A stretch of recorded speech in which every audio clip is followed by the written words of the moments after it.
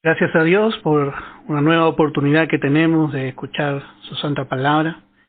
Hoy vamos a continuar con la ayuda del Señor con el estudio de Isaías. Hoy tenía que predicar la hermana Carmen con Efesios, pero bueno, pedimos oración por la hermana que está enferma. Vamos a orar cada uno en nuestro lugar para que el Señor le levante y pronto pueda seguir dándonos el estudio. Y vamos a continuar desde el capítulo 40, el verso 1 en adelante. Vamos a leer en el nombre de nuestro Señor Jesucristo. Dice la palabra: escuchadme costas. Consolaos, consolaos, pueblo mío, dice vuestro Dios. Hablad al corazón de Jerusalén, decidle a voces que su tiempo es ya cumplido, que su pecado es perdonado, que doble ha recibido de la mano de Jehová por todos sus pecados. Vos que clama en el desierto, preparad camino a Jehová, enderezad calzada en la soledad a nuestro Dios. Bueno, así habíamos visto que con este capítulo nosotros encontramos y empezamos una nueva división. Encontramos aquí, desde el capítulo 40 hasta el capítulo 66, encontramos una nueva división del libro. Y esta es la última gran división que encontramos en la profecía o en el libro de Isaías. Y también esta división, como vamos a ver, esta última división llega a ser la más importante de la misma. Habíamos visto en la primera división, en la división de los primeros 39 capítulos, habíamos visto que en esa división encontramos muchos reproches. En la división pasada encontramos realmente que está llena de reproches hacia Israel. Y lo que vemos también es que lo que podemos decir que sobresale es la transgresión del pueblo. Y por causa de esas transgresiones, los anuncios del castigo que Dios iba a mandar sobre la nación de Israel. Habíamos visto que en la primera división vemos la disciplina de Dios sobre su pueblo. Y no solamente sobre su pueblo, sino sobre las naciones. Esto es lo que vamos a notar que es muy diferente en esta nueva división que con la ayuda del Señor comenzamos hoy. En estos nuevos capítulos, en los capítulos siguientes que ahora vamos a empezar a estudiar, vamos a ver que el mensaje del profeta es muy diferente, su contenido es diferente. Ya las amenazas de juicios, vamos a ver que quedaron atrás, quedó en el pasado. Y vamos a ver que en esta división del libro de Isaías, vamos a ver que las promesas de gracia, las promesas de pura gracia a Israel, van a ser confirmadas. Y es por esta división que se le llama a Isaías el evangelista del Nuevo Testamento. Por esta división, el profeta Isaías llegó a ser llamado, y se le llama el evangelista del Nuevo Testamento. Y vamos a ver que realmente el lenguaje que usa Isaías es diferente. Vamos a ver un lenguaje totalmente diferente, porque este es un lenguaje amoroso, el que va a utilizar el profeta en estos siguientes capítulos. Es un lenguaje sublime, porque va a tratar de expresar el gran amor de Dios a Israel. Nos va a hablar mucho de la gloria, vamos a ver muchas cosas. No nos va a hablar ya más de la falta de su pueblo, sino que ahora nos va a hablar de la gloria. Y vamos a ver al pueblo de Israel como el siervo de Dios. Vamos a ver al pueblo de Israel como el siervo de Dios. Y vamos a verle en dos partes. Primeramente vamos a verle como un siervo imperfecto. Así es, realmente la nación de Israel es un pueblo que llamó Dios para su servicio, pero es un pueblo desobediente. Ellos tenían que anunciar a las demás naciones acerca del verdadero y único Dios, pero ellos fracasaron. Y vamos a ver que aún a pesar de que esta nación fue imperfecta, Dios va a presentar también en esta parte, en esta nueva división, va a presentar a un siervo perfecto. Vamos a ver a Cristo, al Mesías prometido. Y por medio de la perfección de este siervo, vamos a ver que Israel va a llegar a alcanzar las bendiciones. Y vamos a ver que realmente tiene mucha similitud, como hemos dicho, la primera división, hablando y comparándola con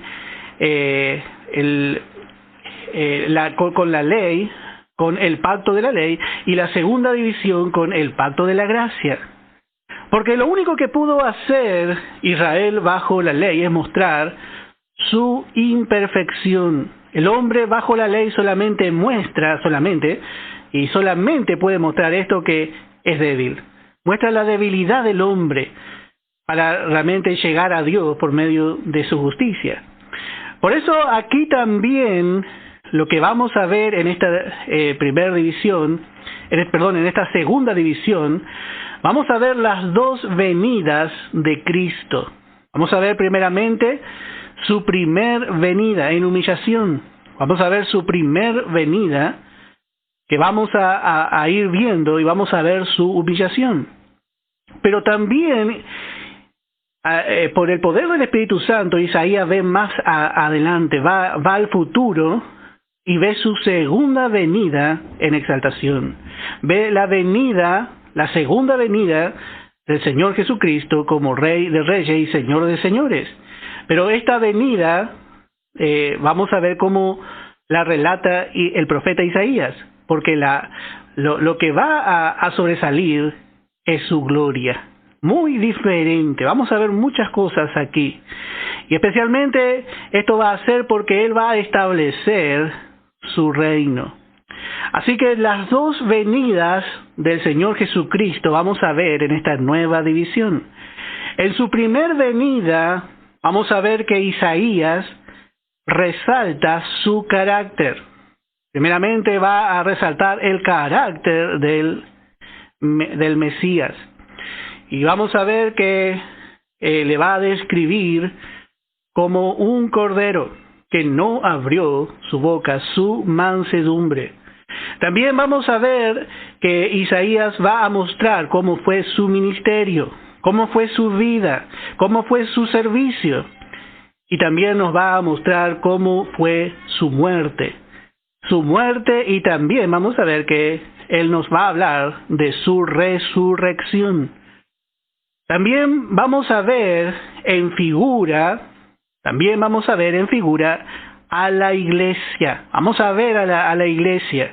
Esto no quiere decir que Isaías haya entendido, porque acuérdese que este fue el misterio escondido en Cristo y en Dios. Dios no le reveló a nadie le reveló la dispensación o la creación de la iglesia. Este tiempo, estos 2000 años desde la cruz hasta ahora, ya estamos a la puerta de la venida del Señor.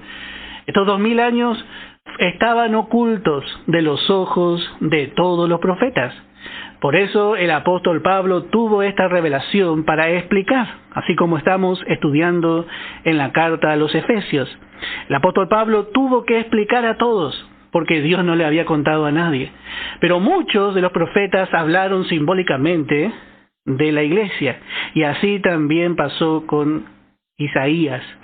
Por lo tanto, también lo que va a sobresalir en esta parte, ya que hablamos de la iglesia, va a sobresalir también, hermano, la oportunidad a los gentiles. Acuérdense que en su mayor medida la iglesia en este tiempo es gentil. Aunque sabemos que ya no hay un muro de separación. Judíos, gentiles componen la iglesia de Jesucristo.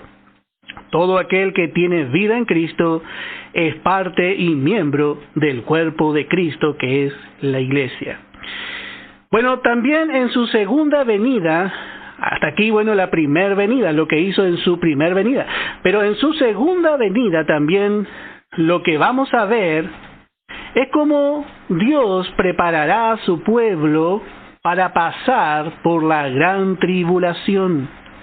Vamos a ver que Dios, por medio de estos capítulos, le va a preparar a Israel para pasar por esta gran calamidad que será, como vamos a ver, llamada la angustia de Jacob. Y esto va a pasar especialmente a Israel por causa del rechazamiento del Señor Jesucristo, por causa de haber crucificado al Hijo de Dios.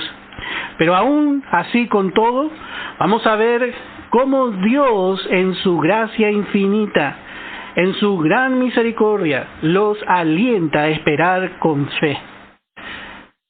Aún así, vamos a ver que Dios, en su inmensa misericordia, los alienta a esperar con fe, especialmente que esperen el fin de la tribulación, que perseveren hasta el fin. Ese versículo de Mateo 24:13 tendrá su cumplimiento al final de la tribulación. Ese versículo que dice: el que persevere hasta el fin, ese será salvo, no es para la iglesia, sino que vamos a ir poco a poco estudiando, vamos a ver que es para Israel. Y para que ellos puedan perseverar, vamos a ver el aliento de Dios. Vamos a ver que Dios le va a alentar, así le va a llenar de promesas, de consuelo, de esperanza. Vamos a ver a un Dios totalmente diferente, porque hasta ahora Dios le estaba denunciando a su mismo pueblo por sus transgresiones. Pero vamos a ver ahora a un Dios realmente lleno de consuelo para su pueblo, lleno de esperanza para su pueblo. Por eso vamos a ver también en esta división la transformación de la creación, la transformación del mundo. Como sabemos, el mundo está bajo cadenas de esclavitud. El mundo está esclavizado por causa del pecado de Adán. Pero el mundo va a ser libertado, La creación va a disfrutar también del consuelo de Dios. Y vamos a ver también a Israel, en su lugar. Todo esto porque el Señor viene, porque el Señor vendrá para Israel como Rey de Reyes y Señor de Señores. Entonces Israel estará en su lugar, estará en el orden que Dios le estableció, que Dios había establecido para su pueblo. Hermano, Israel nunca ocupó el verdadero lugar que Dios le dio. Habíamos visto que Dios había establecido a Israel como cabeza de los montes, el monte de Jehová como cabeza de montes. Pero esto nunca se cumplió. Ahí ese verso habíamos visto en Isaías capítulo 2. Israel nunca fue cabeza de naciones, Israel nunca llegó a ser la capital del mundo, porque nunca llegó a creerle totalmente a Dios. Por eso vamos a ver que en la segunda venida del Señor encontraremos la restauración total de este pueblo. Como dice el apóstol Pablo en Romanos, ¿qué va a hacer esto? Sino vida entre los muertos. Va a traer vida y luz al mundo. Y vamos a ver también, como venimos estudiando hasta aquí, el comienzo del reino milenial de Cristo. Acuérdese que el Señor vino en su primer venida, pero por el rechazamiento de Israel no instaló su reino. El Señor Jesucristo vino y predicó. El mensaje del Señor Jesucristo fue el Evangelio del Reino. Ese es el Evangelio que encontramos en los Evangelios. Pero por causa del rechazamiento de Israel, lo que encontramos es que el reino no salió. El reino se postergó por 2000 años. Y todo esto fue el propósito y el cumplimiento del plan que Dios ya había establecido en la eternidad pasada. Esto fue en cumplimiento. El hombre con su desobediencia lo único que hace es encauzar a Dios, encauzar el propósito de Dios, encauza todo lo que Dios ya preparó de antemano. ¿Quién va a vencer a Dios? Pero vamos a ver que este reino va a ser realmente instalado aquí en la tierra porque Israel va a aceptar. Todo esto vamos a ver con la ayuda del Señor. Bueno, también vamos a volver atrás y vemos que en la primera división, en los primeros 39 capítulos, encontramos a un pueblo, al pueblo de Israel, bajo la ley. Y encontramos que la ley muestra lo que realmente Israel es. Porque la ley es como un espejo que viene del cielo y muestra lo que por un lado es Dios y muestra qué lejos está el hombre de ser semejante a Dios. Muestra las transgresiones del hombre. Y así vemos que en la primer división hemos visto que lo que prevalece es la condición injusta del pueblo de Dios y de las naciones. Y así porque vemos a la ley, vemos el espíritu de la ley en esta primera división. Y vemos también que esta primera división termina con el fracaso de Israel y con el fracaso de el rey Ezequías. Habíamos visto esto. Bueno, y esto es lo que hace la ley. La ley solamente hace que el hombre manifieste lo que tiene dentro, que manifieste el pecado que está en sus miembros. Por eso vemos tan bien cómo el Espíritu Santo mostró. Vamos a ver un verso nada más en Romanos capítulo 7. Romanos capítulo 7 dice en el verso 8: mas el pecado, tomando ocasión por el mandamiento, por la ley, produjo en mí toda codicia, porque sin la ley el pecado está muerto. El pecado está en el hombre. No es que la ley crea el pecado, sino que lo manifiesta. Pero si no hay mandamiento, no puede haber transgresión. El pecado está ligado a un mandamiento, porque la palabra pecado en sí significa desobediencia. Desobediencia a Dios. Toda desobediencia a Dios es pecado. Pero para eso el hombre necesita conocer realmente cuál es el mandamiento. En el principio, el hombre cuando fue creado conoció el mandamiento. Y cuando rompió ese mandamiento, el pecado entró en el hombre. Y desde allí el hombre es pecador. Manifestó el pecado. Porque sin la ley el pecado está muerto. Ahora cuando Dios dio en la ley, Dios dio esta ley que tenía una base de 10 mandamientos. Encontramos el pacto decálogo, como comúnmente se le llama. Pero también encontramos que tenía muchas ordenanzas.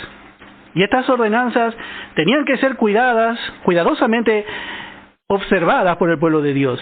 Pero vemos que el hombre no tiene la capacidad de llegar a la altura de Dios. Esto era lo que Dios pedía del hombre. Por eso dice más, el pecado, dice, tomando ocasión por el mandamiento, produjo en mí toda codicia, porque sin la ley el pecado está muerto. Y yo sin la ley vivía en un tiempo, pero venido el mandamiento, el pecado revivió y yo morí. Y hallé que el mismo mandamiento que me prometía vida, que era para vida, a mí, que yo soy un pecador totalmente vendido al pecado, a mí, al hombre natural, al hombre terrenal, le resultó para muerte, porque el pecado tomando ocasión por el mandamiento me engañó, y por él me mató. De manera que la ley, a la verdad, es santa, y el mandamiento santo, justo y bueno. No podemos negar. Pero luego lo que es bueno vino a ser muerte para mí, en ninguna manera, sino que el pecado, para mostrarse pecado, produjo en mí la muerte, por medio de lo que es bueno, a fin de que por el mandamiento el pecado llegase a ser sobremanera pecaminoso. Porque sabemos que la ley es espiritual, mas yo soy carnal, vendido al pecado. La ley no podía ser cumplida por el hombre, pero la ley era buena porque mostraba el carácter santo de Dios. Y la ley, en su mayor esfuerzo, lo único que pudo hacer por el hombre es ser una maestra de escuela, una guía, un ayo, como en la antigüedad, especialmente los griegos utilizaban, que un tiempo le guió al hombre hasta que, llegado el Señor Jesucristo, manifestara la gracia. Una vez que la gracia se manifestó, nosotros quedamos bajo el cuidado de la gracia y bajo un nuevo pacto. Pero como sabemos, Israel comenzó por medio de los padres de la nación con un trato de gracia con Dios. Vamos a ver en Hebreos capítulo 8, en el verso 8. Vamos a ver cómo el apóstol Pablo nos enseña. Dice, podemos leer desde el verso 6 en adelante. Y dice, pero ahora tanto mejor ministerio es el suyo, hablando del sacerdocio del Señor Jesucristo, cuanto es mediador de un mejor pacto, establecido sobre mejores promesas. Ya promesas que realmente llegan a ser sobre la base incondicional de lo que Dios va a hacer, ya no sobre lo que el hombre hace.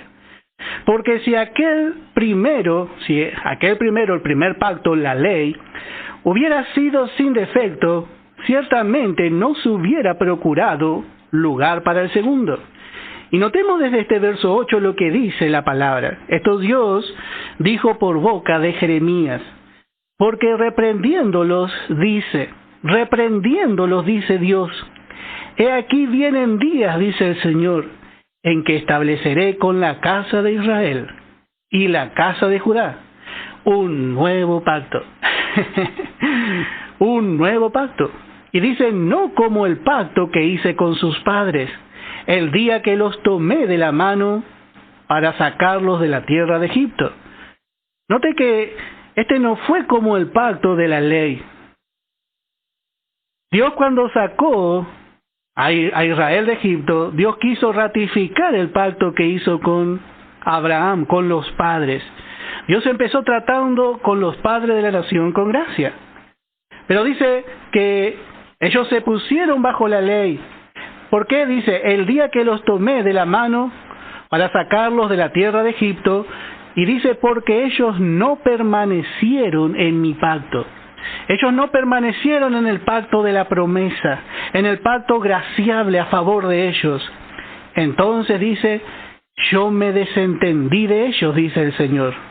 Entonces ahí ellos se pusieron bajo la ley. ¿Por qué? Y aquí explica bien, porque ellos no permanecieron, ellos no quisieron realmente, no pudieron creer que Dios iba a seguir siendo responsable de todas las cosas y que Dios iba a cumplir todos los propósitos, no por su mérito, no porque ellos hagan, no porque ellos eran buenos, sino por la fe. Y así es el hombre natural, no puede creer la palabra. En este tiempo, hermano, es por fe, para que sea por gracia. Pero a veces también, igual que Israel, nosotros no permanecemos en la fe. Entonces caemos de la gracia. El creyente puede caer de la gracia. Y caer de la gracia significa ir en su propia fuerza. Entonces no puede alcanzar la bendición de Dios. No puede alcanzar nada de Dios por su fuerza. En vez de estar firme en la gracia de Dios, porque la gracia depende de las promesas irrefutables, de las promesas incambiables de Dios. Pero lo que el hombre hace bajo la ley depende de sí mismo. Entonces, cuando nosotros dejamos la gracia y nos vamos por nuestro esfuerzo, ahí caemos de un lugar de bendición. Y eso no quiere decir, vamos a aclarar, que el creyente pierde su salvación. Muchos confunden caer de la gracia con perder la salvación, y son dos cosas muy diferentes. Perder la salvación es imposible, pero caer de la gracia es posible. El creyente que es salvo una vez tiene una vida nueva, y esa vida a la vez está unido a la fuente de la vida, que es Cristo. Y esa vida está unida para siempre, inseparable es un salvado del Salvador. Y es inseparable, hermano, la cabeza del cuerpo. Y cada uno somos miembro del cuerpo de Cristo, cuya cabeza es el Señor. Entonces no podemos realmente ser separados de Cristo. Pero sí lo que podemos, el enemigo mucho nos engaña, para poder caer de la gracia. Eso es lo que trata el enemigo. Bueno, vamos a seguir. Verso 10. Por lo cual este es el pacto que haré con la casa de Israel. Y esto es lo que vamos a ver en esta segunda parte del libro de Isaías. Preste atención.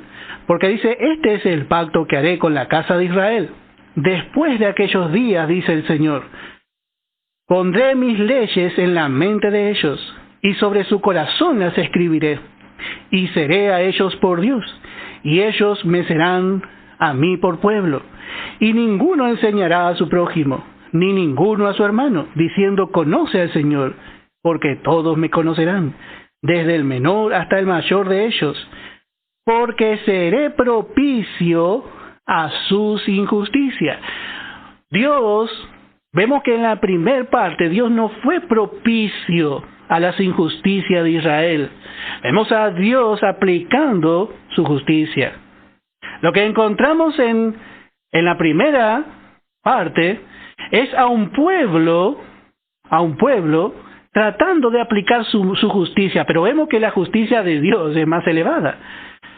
Entonces, como el pueblo no podía cumplir la ley, lo que hacía la ley era contraproducente, producía más pecado en el pueblo. Vemos a un pueblo injusto, a un pueblo pecador, vemos a un pueblo que no puede andar por Dios. Y de esto ya quedamos convencidos por estudiar esta primera parte. Vemos los ayes, vemos las cargas que se le imponen al hombre, porque ahí vemos a la ley en acción. Eso produce la ley. Y vemos al hombre tratando de, en su justicia, alejado, independiente de Dios, poder alcanzar una bendición, poder alcanzar cualquier clase de bendición. Y así vemos tristemente a Israel, al pueblo que tenía todo, Dios le había dado todo, el pacto, las promesas, el sacerdocio. Dios había dado todo a Israel. Israel no tenía excusa. Vemos que presenta a una viña cercada que tiene lagar, tiene una torre. Dios había hecho todo. Por eso es doblemente triste mirando al pueblo de Dios. Pero aquí dice, porque seré propicio a sus injusticias, y nunca más me acordaré de sus pecados y de sus iniquidades. Bueno, cuando vemos que dice nunca más, es nunca más. Pero en el antiguo pacto, cada año el sumo sacerdote tenía que acordarse del pecado del pueblo y de sus propios pecados, para poner otra vez nuevamente la sangre sobre el propiciatorio y Dios pueda seguir morando con su pueblo, ya que el pecado quedaba cubierto por un año. Pero bajo el pacto de la gracia, que vamos a ver en esta segunda parte, vamos a ver que se va a cumplir esto. Nunca más me acordaré de sus pecados. Porque este pacto se va a llevar a cabo porque una mejor sangre fue derramada. La sangre de Cristo no cubrió los pecados, sino que limpió los pecados. Y eso vamos a ver que Dios va a hacer en esta nación de Israel. Ellos van a hacer uso de la sangre de Cristo. Y esta sangre va a ser aplicada en toda la nación. Y luego también en aquellas naciones que van a acercarse a Israel. Por eso dice, y nunca más me acordaré de sus pecados y de sus iniquidades. Al decir nuevo pacto, ha dado por viejo al primero, y lo que se da por viejo se envejece y está próximo a desaparecer. Así vemos que esta segunda división que vamos a empezar, lo que va a resaltar ya no es la justicia propia que el hombre quiere imponer. Y lo que vemos que todo esto que hizo Israel, poniéndose bajo la ley, lo único que hizo es traer juicio sobre ellos. Y así es cuando el hombre se pone bajo la ley, trae condenación. Porque el que no cumple la ley es maldito. Maldito es el que no cumple toda la ley. No puede cumplir una parte y ya está. No, tiene que cumplirla toda. Por eso vemos que en el capítulo 6 presenta, habíamos visto, nos vamos a volver a ver, habíamos visto al Señor en un alto trono y sublime, y muestra su santidad, y así era la ley. La ley era inalcanzable para el hombre.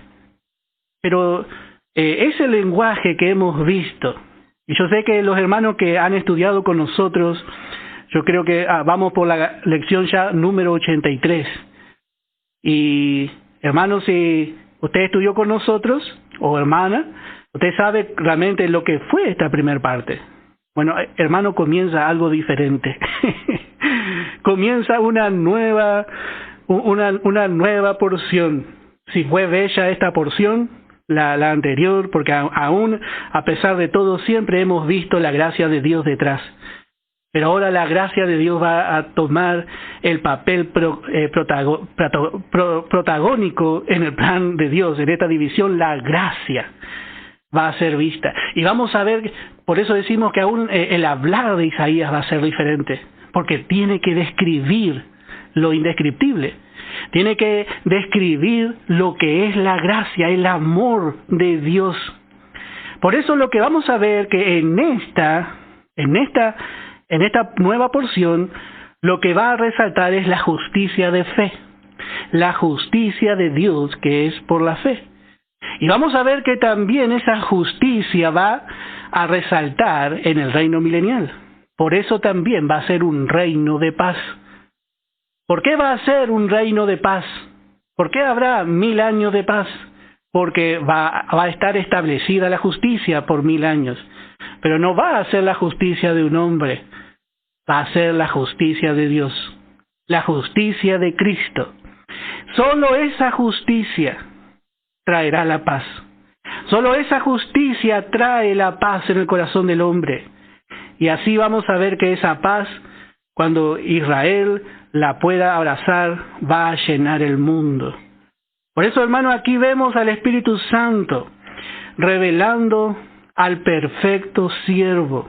Vamos a ver que el Espíritu Santo nos va a mostrar a este perfecto siervo de Dios, al hombre perfecto, que vino a vindicar a Dios, vino a ofrecer a Dios esa justicia que el hombre ni Israel pudo ofrecer a Dios. Vamos a ver a este hombre, a Jesucristo, al siervo de Dios, viviendo y muriendo para saciar la justicia divina, la que Él luego en su resurrección nos dio. Por eso vemos que es diferente. Antes, en la división anterior, hemos visto a Dios juzgando desde un trono alto y sublime. Pero ahora vamos a ver, en esta nueva división veremos al Salvador salvando. Pero vamos a ver a un hombre entre los hombres. Vamos a ver al manso y humilde siervo hacedor de toda la voluntad de Dios. Y que el Espíritu Santo, hermano, nos pueda revelar más. Vamos a ver, entramos en una parte muy preciosa. Es tan grande el cambio, hermano, de estas dos partes, que muchos piensan que Isaías escribió hasta el capítulo 39 y después hay otro autor, el hombre con su razonamiento. Pero, hermano, el autor es el mismo, solo que el autor ha cambiado su tema. El autor es el profeta Isaías, y el inspirador detrás de él es el Espíritu Santo. Pero vamos a ver que Es el mismo Isaías el que escribe, pero cambió el tema. Ahora el tema es la gracia. Y como hemos dicho, la última parte de la primera división termina con una derrota. Pero vamos a ver también que la última parte de la segunda división va a terminar con un pueblo justo y con Cristo en el trono. Y esto va a ser el resultado, hermano, de recibir la gracia de Dios. Es muy precioso. Yo le aconsejo, hermano, no se pierda los capítulos. Veo que a veces el hombre se engancha mirando una serie y no quiere perder y por ahí graba. Y, hermano, esta es la palabra misma de Dios, aquella que está escrita en los cielos y la que va a permanecer. Hermano, no se pierda, no pierda de ninguno de lo que estamos dando. Está Colosenses, está el Evangelio de Juan, tenemos Efesios y también estamos dando la vida de Eliseo. No se pierda, hermano, porque el Espíritu Santo nos está hablando. Y tenemos que hacer como hizo Samuel, decirle: habla Jehová porque tu siervo oye. Dios nos quiere hablar palabras de gracia. Y vamos a empezar a leer, y vamos a empezar a ver un poquito. Dice el verso 1, consolaos, pueblo mío, dice vuestro Dios. Bueno, acá vemos ya cómo empieza esta parte de la profecía. Y Dios dice consolaos, no una vez, sino dos veces. Dios es redundante en estas palabras. Otra versión dice consolad. Y así ya vemos cómo va a ser realmente toda esta división. Vemos desde ya cuál va a ser el mensaje. Vemos un mensaje de consuelo, de consolación. Y vemos realmente, como hemos dicho, por qué a Isaías se le dice el evangelista del Nuevo Testamento. Bueno, porque él va a predicar desde este capítulo en adelante, va a predicar las buenas nuevas. ¿Qué es las buenas nuevas? Bueno, la palabra evangelio y la palabra buenas nuevas son igual. La palabra evangelio significa buenas nuevas. Vemos en el capítulo 52, en el verso 6. Isaías capítulo 52 dice en el verso 6: Por tanto, mi pueblo sabrá mi nombre. Por esta causa en aquel día, porque yo mismo que hablo, he aquí estaré presente. Cuán hermosos son sobre los montes los pies del que trae alegres nuevas, del que anuncia la paz, del que trae nuevas del bien, del que publica salvación, del que dice a Sión, tu Dios reina. Bueno, así va a ser Isaías. Isaías va a ser de pies hermoso, de ahora en adelante. Él va a anunciar, ya no va a anunciar juicio, porque va a anunciar el Evangelio de la gracia. Vamos a ver a Isaías ministrando un mensaje, como hemos dicho, de buenas nuevas. Como sabemos, solamente el que trae nuevas del bien, solamente aquel que publica salvación, solamente el que dice a Sión, tu Dios reina, puede anunciar la paz. Y así vemos que, hermanos, solamente la gracia de Dios puede traer paz.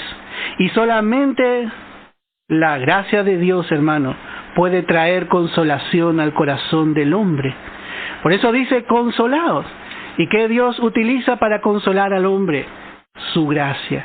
El corazón del hombre que está lleno de heridas, que está lleno de, como le describió, está todo podrido, con llagas. Pero ahora en el Evangelio de la gracia, este hombre encuentra consuelo. Este hombre que estaba perdido, que estaba esperando solamente su condena, la sentencia de muerte estaba sobre él, pero ahora, por medio de la gracia de Dios, este hombre puede recibir consuelo. Somos privilegiados en poder predicar este evangelio de la gracia.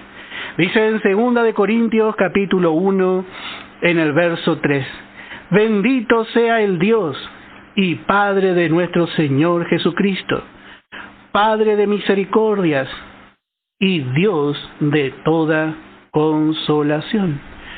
Bueno, aquí vemos al primer sacerdote autorizado por Dios. Este es el apóstol Pablo. Y note cómo dice el apóstol Pablo. Dice, Padre de misericordia y Dios de toda consolación. Ya arranca la carta mostrando su tema. Este es el tema del sacerdote. ¿Por qué le decimos sacerdote a Pablo? Bueno, 1 de Corintios nos muestra el templo de Dios, la casa de Dios puesta en orden. Cómo ordenar la casa de Dios. Pero en 2 de Corintios encontramos cómo ministrar bajo el nuevo pacto en esa casa. Y vemos el ejemplo del primer sacerdote, que es el apóstol Pablo, el primer sacerdote del nuevo pacto, el primer sacerdote autorizado por Dios. Y él mismo dice en el verso 4, haber recibido consuelo. Dice, el cual nos consuela en todas nuestras tribulaciones, para que podamos también nosotros consolar a los que están en cualquier tribulación. En cualquier tribulación, la gracia y la misericordia van a abundar, por medio de la consolación con que nosotros somos consolados por Dios. Hermano, si usted predica o si usted quiere predicar este evangelio de la gracia, prepárese para ser consolado.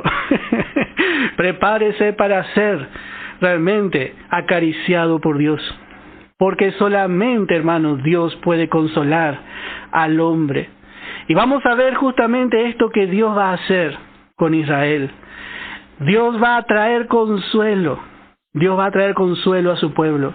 Así como hemos dicho, Dios trae consuelo al corazón que realmente recibe al Señor Jesucristo. Porque vemos que Dios mandó realmente a uno a morir en lugar del culpable. Vemos que en la primera división Dios da sentencia de muerte, pero vemos que no termina allí el propósito de Dios.